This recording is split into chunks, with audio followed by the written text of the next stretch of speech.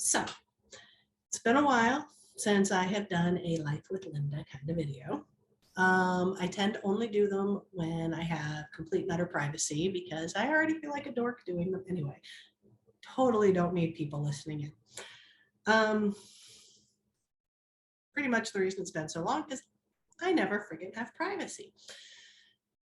It seems like, I guess, in order for people to show support, someone is almost always right there. Well, I should say, to be fair, Eliza, wife, she is always right there. And I know she's trying really hard to be supportive and stuff like that. And like I go to work Monday mornings. I get up at like 5:30 a.m. And it used to be that little bit of time that was 100% mine because I would always tell her she can keep sleeping. And 5:30 is pretty freaking early. So normally I would just, quietly move out. And then I make my coffee. I sit on the couch. I make sure all my stuff is graded for the 2 classes that I teach on Monday. So when I arrive, everything's done. And then I know it's stupid, but I have been rewatching all of the Survivors.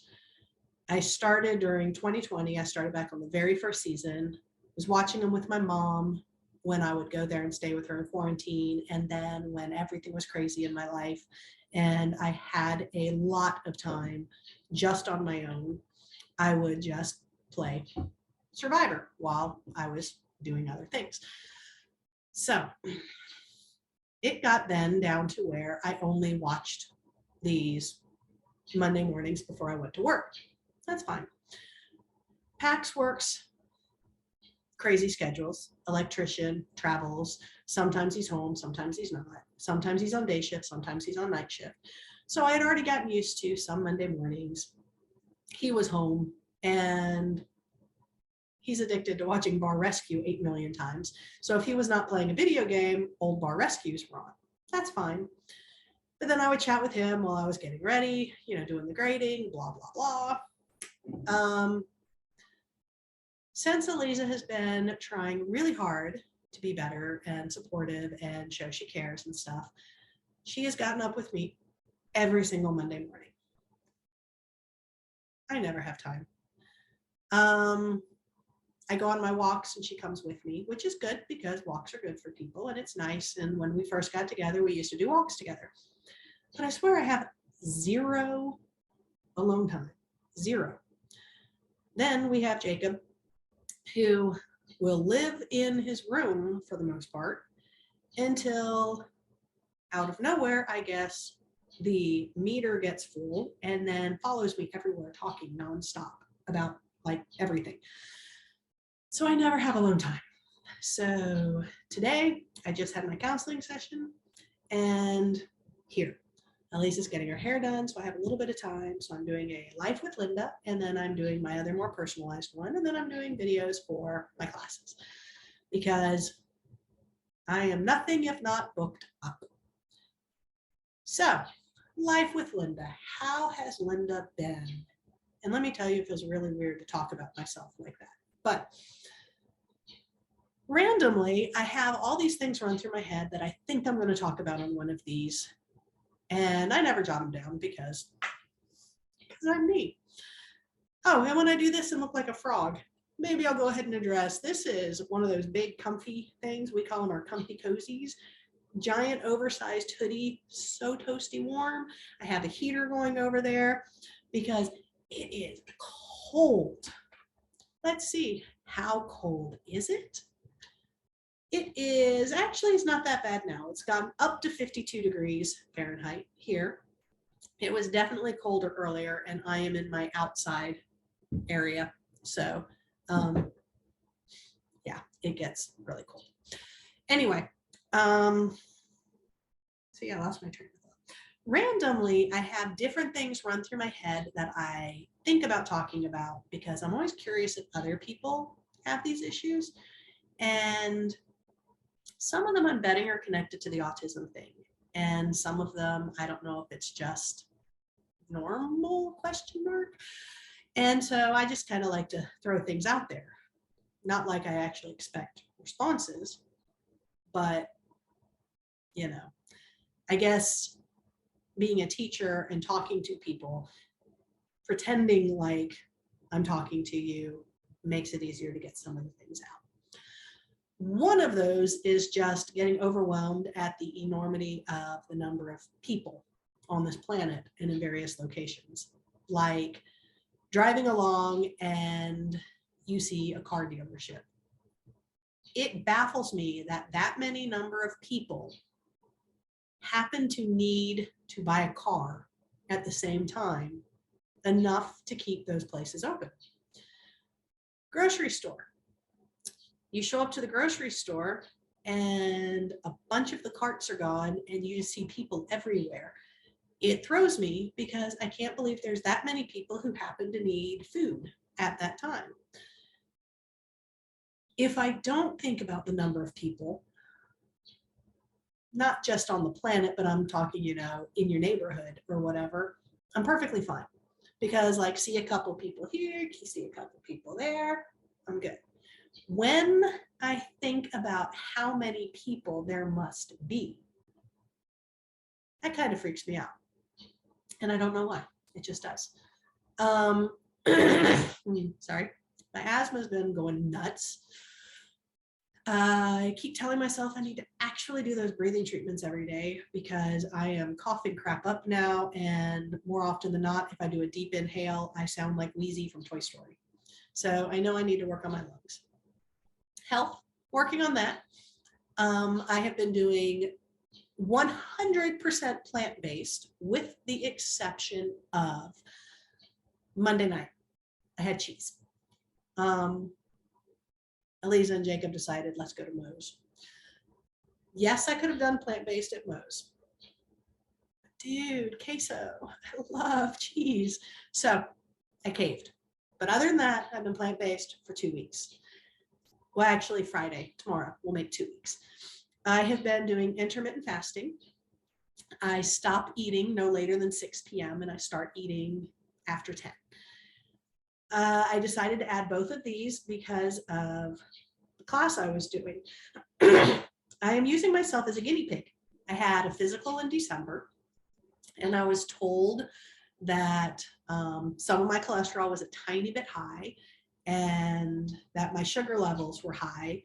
They said pre-diabetic range, but it was like dead center, like very middle of the pre-diabetic zone. And I asked the doctor about it and everything, and she said, some people run that way normal, sometimes it's a warning. They did not have any records of my previous physical, so she has no number to compare it to, so she doesn't know. But I figured since I just had all this blood work done in December, I am conducting a test basically on myself. I know that I've had inflammation issues. I've learned that, I know it might seem obvious, and I'm embarrassed the fact that I teach biology and I didn't make this connection, but asthma is an inflammatory disease. So in my classes that I'm taking for my new master's program, I have been learning more of the nutrition things, and a plant-based diet has less inflammatory issues. Now, I was already vegetarian, so I just went ahead and kicked out the rest of it for a little while. Am I staying that? I don't know yet. I might bring back eggs because of the enormity of the health benefits in eggs. And I might bring back cheese a little bit here and there just because I love cheese. I'm needing to educate myself on the companies for the cheese so I can get, if I do the cheese thing, I can make sure to be supporting the places that treat their cattle better, because that's my other thing, is the ethics involved. I want to make sure that I'm supporting places that treat the animals right. So that might be what makes me stay plant-based. But anyway, trying this to help with the inflammation. The intermittent fasting, while I had dismissed it a while ago as just yet another one of those fads, holy crap, every one of my classes so far has covered intermittent fasting and how it makes your cells work and all of this other stuff. So I decided to implement that. The final paper I had to write for my last class, I had to pick 3 different types of diets and compare them. And so in there, I did a lot of research, and one was vegan and one was intermittent fasting. The last one I did was just like low carb. So because of that research, I've decided I'm trying both of those. Intermittent fasting is supposed to also help with bringing your sugar levels down and helping with a whole bunch of other stuff. From the research I did, the people who just wait longer to eat, but then they still eat later in the evening, are not getting the actual proper benefits. They are losing weight, sure, but it's eating in the evening that actually is jacking up the blood sugar. And so stopping early is way more important, which is why at the moment we're stopping at 6 p.m. And my plan is to slowly eke it back a little bit and maybe stop eating at 5. So like have a dinner and then nothing else. But I've already started this. I've been doing this for almost 2 weeks. And for weight loss, yeah, as of this morning, I've officially lost 4 pounds in 2 weeks. So that's, that's decent. But here's the weird thing. I think I'm sleeping a little bit better. And I find that interesting because I sleep worth crap. I have not slept well in ages. I still don't sleep well, but it does seem to actually be helping. My Fitbit doesn't look like it's going to cry pretty much whenever I sync it, and it shows me my sleep. So that's cool. I'm going to keep this up for probably a month or so, maybe 2, and then I'm going to schedule more blood work with my doctor's office and see if the levels have changed. And if I have fixed the issues, then that tells me, yep, this is the right thing. Now, science-wise, let's throw this out there. That's 2 variables, so I won't know which one actually fixed it. If I bring back a tiny bit of the plant-based diet, that really was just more for the inflammation. The blood work stuff was totally based on the intermittent fasting, and so that still will be one variable for the blood work. So that'll answer that question. So cool. How am I doing in general other than that, like the basic updates? Because I do have a former student who apparently watches this and has randomly sent me a message asking how I'm doing. It's been a while. If you're watching, hi. Her son is, I do believe, in Sweden right now. So now there's no doubt who I'm talking about. And it always feels weird as a former teacher randomly reaching out to people to check up on them. So I try not to do that because I don't want to be creepy. But I reply. So it's because of like a month ago, I think she asked how I was doing, and I did a quick little recap for her via text that I've been meaning to get to this. So here's my recap. I swear I almost feel like doing a woo, woo, woo and bringing in a clip from a previous one, but that would mean I'd have to look at the other one and find it, and I'm not doing that. So here we go.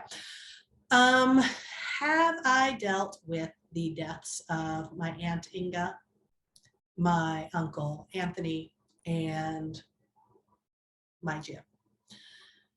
Uncle Anthony, yeah.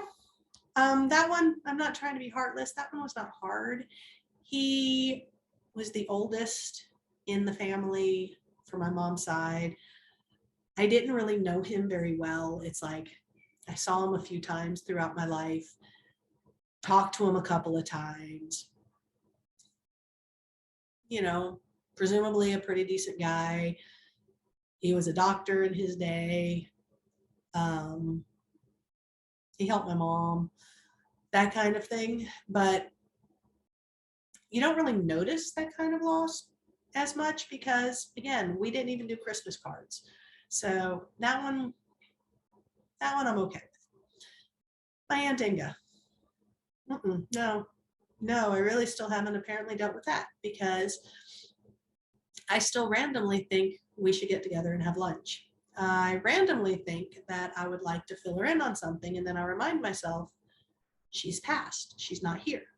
I was helping my cousin in December with, I think it was December, yeah, with cleaning out her apartment, my Andinga's apartment. We had to clear out her closet, remove all her clothes, clear out the cabinets. We were doing all this stuff to get rid of it, and that was hard. And watching my cousin have to put the stuff away, and how much it crushed her when we brought a bunch of clothes to Goodwill and donated it, and she felt like she was betraying her mom. That was harsh. And then that made me think about how hard it's going to be when my mom goes. And I'm not really sure. I know I'm not ready, but I'm trying to get ready. But get ready and not disassociate myself from my mom, if that makes sense. I'm like trying to make plans in my head of what to do and not feel morbid for making plans. That kind of thing. So I'm being forced to recognize that Inga is really gone, even though I don't want to accept it. So I think I'm on the path for that one. And the fact that I didn't really talk to Inga a lot the past couple of years because she like really withdrew. And so it's more like one of those things where you're like, man, I haven't seen her in a while. I really should. And then you're like, oh crap, wait, I can't. Jim, no, nope, nope, nope, nope. I think I have managed to use the word was a couple times. That is about as far as I've been able to go. I'm hating Facebook right now because Facebook keeps doing those memories, this time last year. And I'm getting the Jim's awake. He's been in a coma since January 7th and he's awake. I'm getting all these updates about Jim. And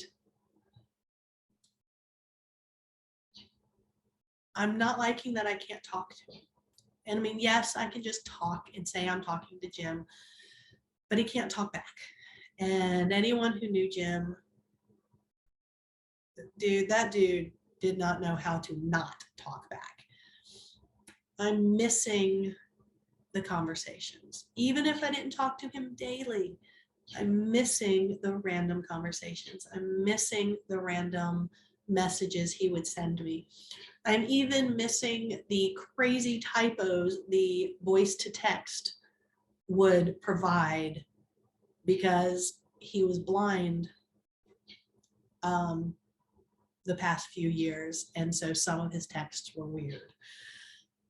I'm missing the conversations on the phone and like walking and just venting and him complaining and then being hilarious. I'm missing the jokes. I'm missing the walks down memory lane. I'm basically just missing Jim.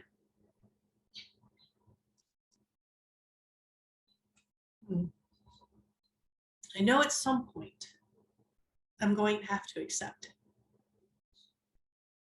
but I'm not ready to yet. And I know that's probably not healthy. And so I'm working on it. I really am.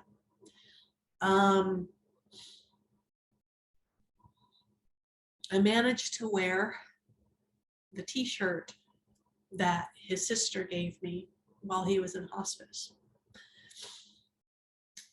A week before, I don't think I shared this on the previous one, a week or so before he went into hospice, he was obsessed, according to his sister, with finding this one t-shirt because he told her she had to find it because I had to have it. So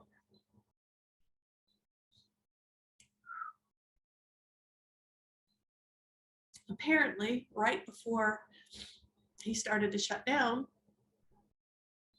I'm guessing he knew.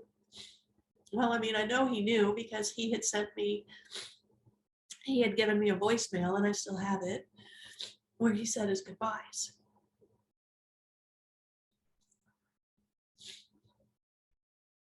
But I think he knew enough, and he got obsessed and wanted me to have a shirt. And it's obnoxious. It's a friggin' big Lebowski shirt. And it says, "The dude abides." And we had talked about the Big Lebowski multiple times because he was in the camp of, yeah, the dude, he knows what he's doing. I'm in the camp of, it's very sad because the dude is not content. If you really watch it and open your mind, instead of just going, look, the dude just gets to sit there and be stoned, I see it as the dude doesn't try. I see it as the dude just has given up and is content to just be meh. Because throughout the movie, you see that it's just, and I realized I didn't say a word there.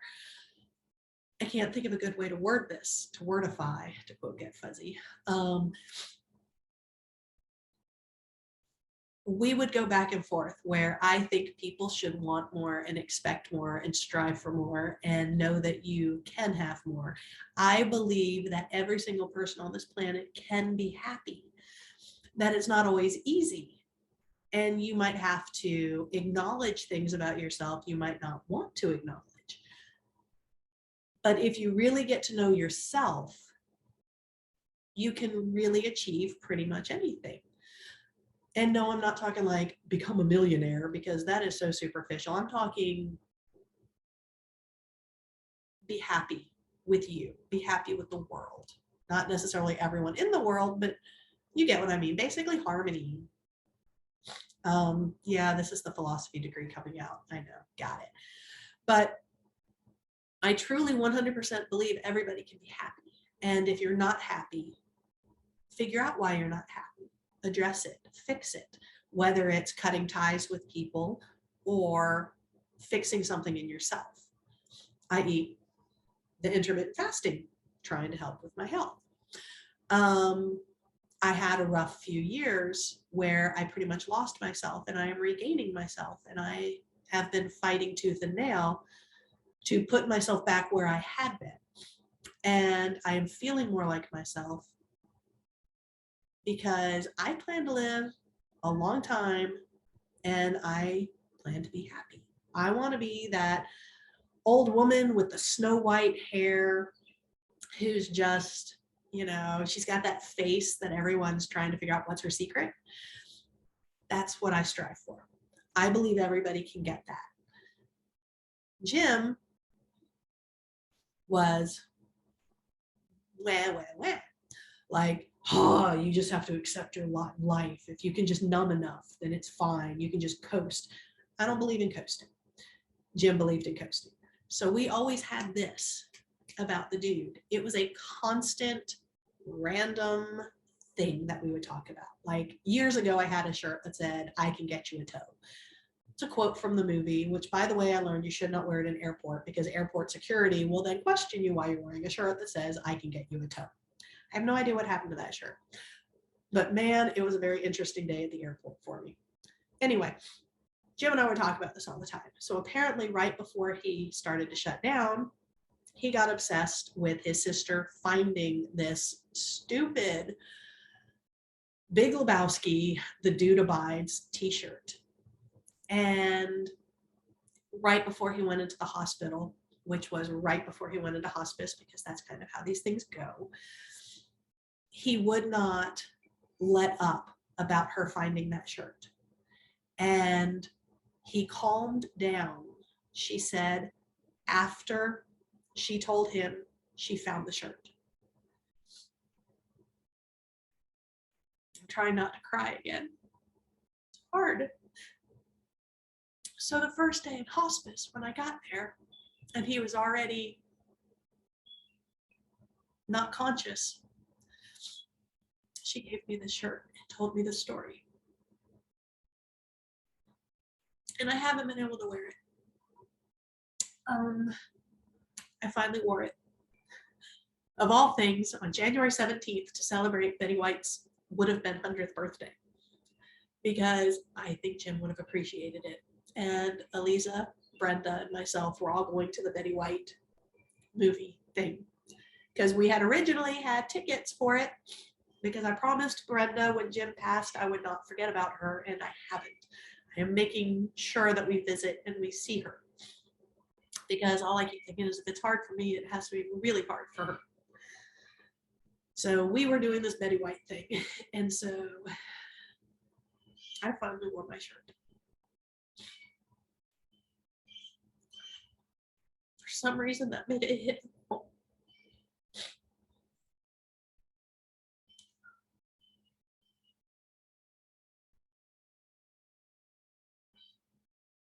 So clearly I haven't dealt, and I think that's why I do these, because I won't talk about it anywhere else. I don't even talk about it with my counselor. It's like there's part of me that knows the more I talk about it, the more I have to deal with it, the more I have to address it and then accept it. I did the same thing with my friend Brian, who is Jim's best friend. Quick recap. I've mentioned it in other things, but you know, it's relevant. Brian, I met in '89.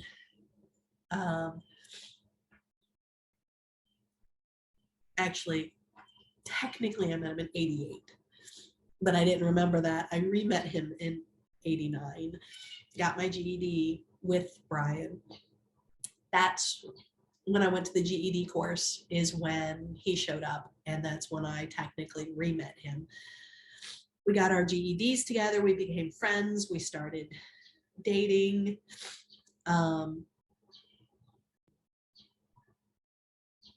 I loved Brian with all my heart. He's like my innocent relationship.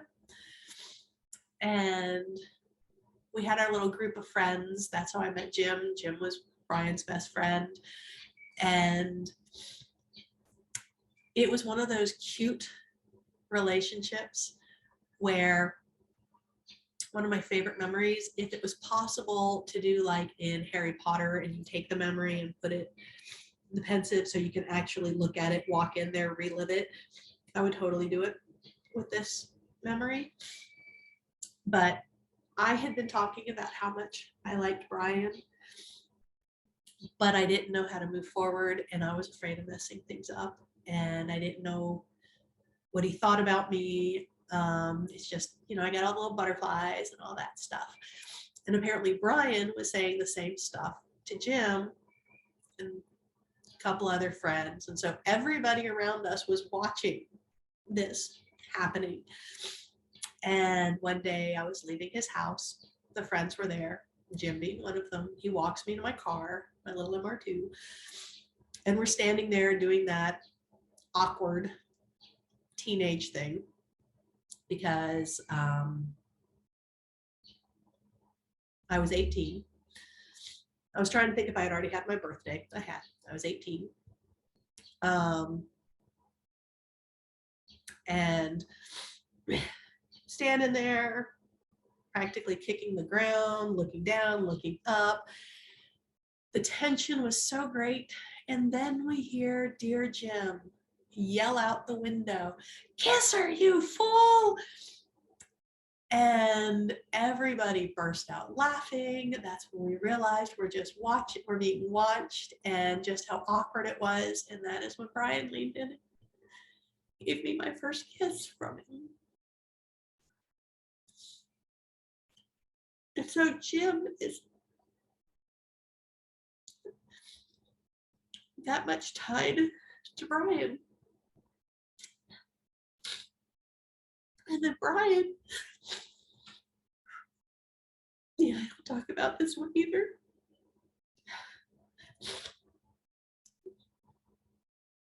And then Brian was killed in '91.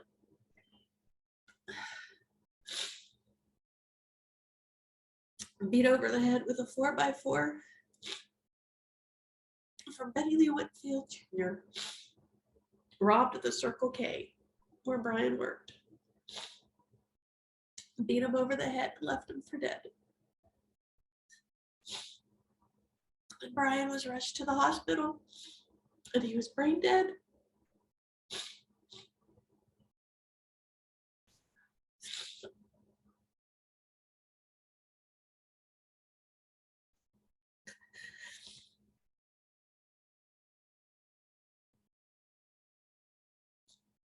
And I had to say goodbyes to just the husk. I didn't get to have a last conversation with him.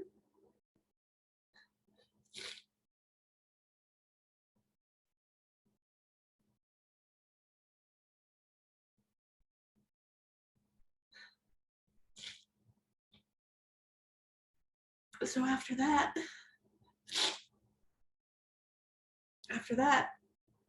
Jim and I kind of latched onto each other because neither of us could figure out how to deal with life without Brian. I was in 91.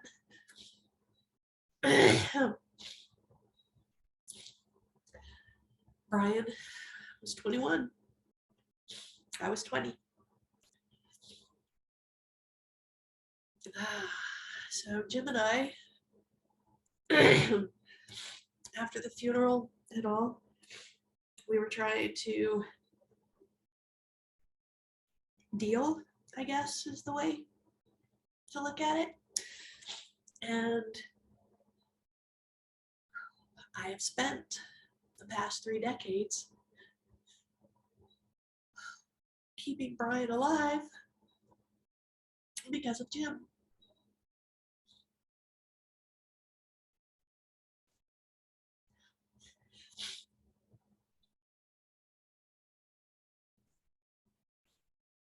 Now I have to make myself say goodbye to them both.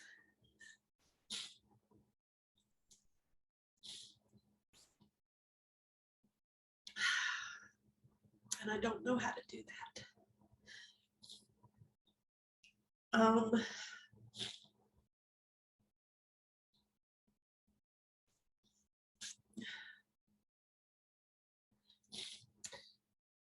This little life with Lynda took a morbid turn now, didn't it? Apparently I have to get this crap out. Probably not going to do a more personal video today because this is a little much, but I can still share this because, I don't know, I believe in being real, and how much more real can you get than just sitting here sniffling with tears streaming down your face, right? My counselor has given me links for online grief support, and I saved the email. Haven't gotten any of them because I don't want to let go. I know I need to. I know it's healthy. And I know by not doing it, I am the opposite of what I said a moment ago that I believe you can be, because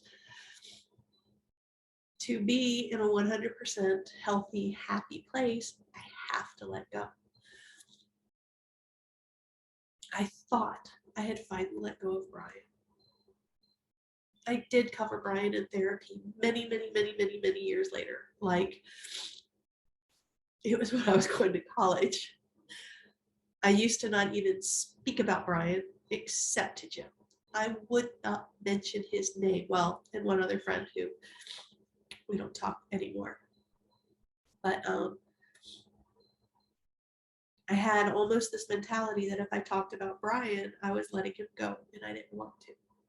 I wanted to keep him. And I'm doing the same thing with Jim. So I know I need to address it. I want to be healthy. I want to be balanced. I want to be happy. I can say I deserve to be happy. I think everybody deserves to be happy. I'm trying to get there. So for that, I'm going to have to deal with this. And apparently, for some weird, whacked out way, talking to a stupid green dot on my laptop helps force me. The whole gym thing, not what I was planning on talking about today. So apparently I just needed to.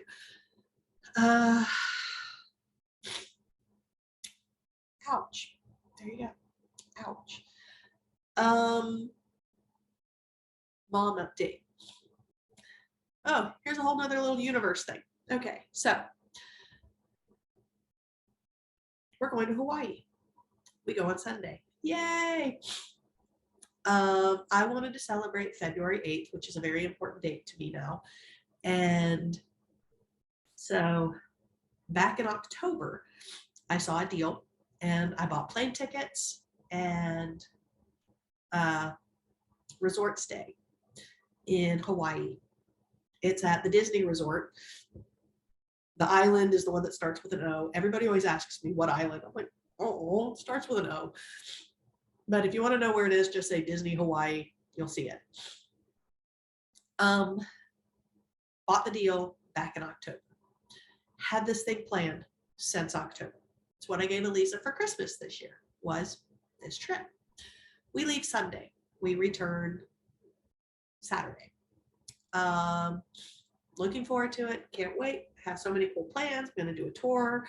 I might attempt to get on a surfboard. I don't know, because the enormity of the ocean tends to overwhelm me. I think it's beautiful and I would love to try. But when I just walk into the ocean, a lot of times I'm like, holy crap, that place is huge. And not being able to see the end just does something to my head, but I might try it. And we're going to do a luau. So I tell you all this because here's where the universe, I think, is trying to teach me something. And those of you who actually know me will be like, huh, of course. Anyway, had this book since October. In December, my mom tells me she's getting gallbladder surgery next week, February 9th, while I'm in Hawaii. So I told her, I'm so sorry, I can't be there for this one. This will be, I think, the only surgery that I haven't been there for. There's one in May of 2020 that technically I wasn't.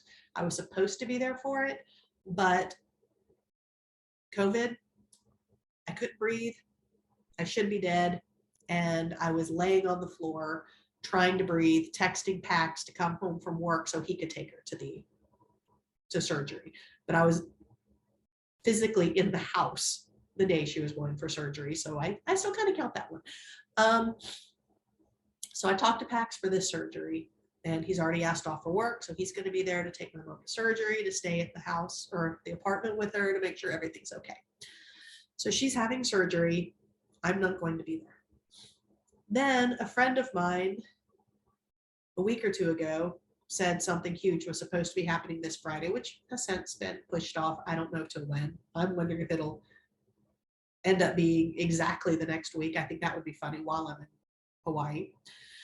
And now I have a cousin who is going through a whole lot of stress, is one of those where I just want to, wouldn't get the COVID vaccine, did all those stupid things of, I don't know what's in it, even though we'll consume whatever. But anyway, says, I'm not going to get the vaccine. I won't get the vaccine. It's just whatever. All the conspiracy theory things. This cousin buys into it. This cousin got COVID. Kicked her butt. And then her mother-in-law gives her that, whatever it's called, that, trying to remember the name, but basically it's horse wormer, a horse dewormer medication, except she's like, but it was the human version. So she wouldn't get a vaccine. She hasn't gone to a doctor for treatment, but will take medication for parasites. She needs help. So I'm trying to do what I can to help her, but I can't up close because I'm going to Hawaii. So I feel like the universe is making a lot of stuff happen while I'm gone to prove to me the world continues. It's okay to let go. I'm working ahead of my class, going to make videos for my classes. My rule for next week is I will check emails on Wednesday. That is it. For the first time in I don't know how many years, I am actually giving myself permission to take Monday, Tuesday, and Thursday off entirely, 100%. Like not check emails, not check my classes, just let go. And I am very excited and very terrified, both at the same time, because I don't know how to deal with not being horribly busy, but I'm very much looking forward to trying.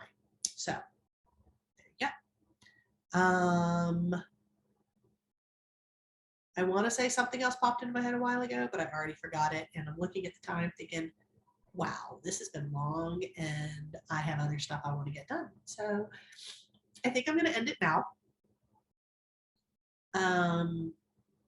If anyone watches this and wishes, I do have the comments set where you can leave a comment. It just won't show up until I look at it. And it might take a while for me to look at it. But if you do have something to say, feel free. And when I get to it, I'll look at it and then I will reply.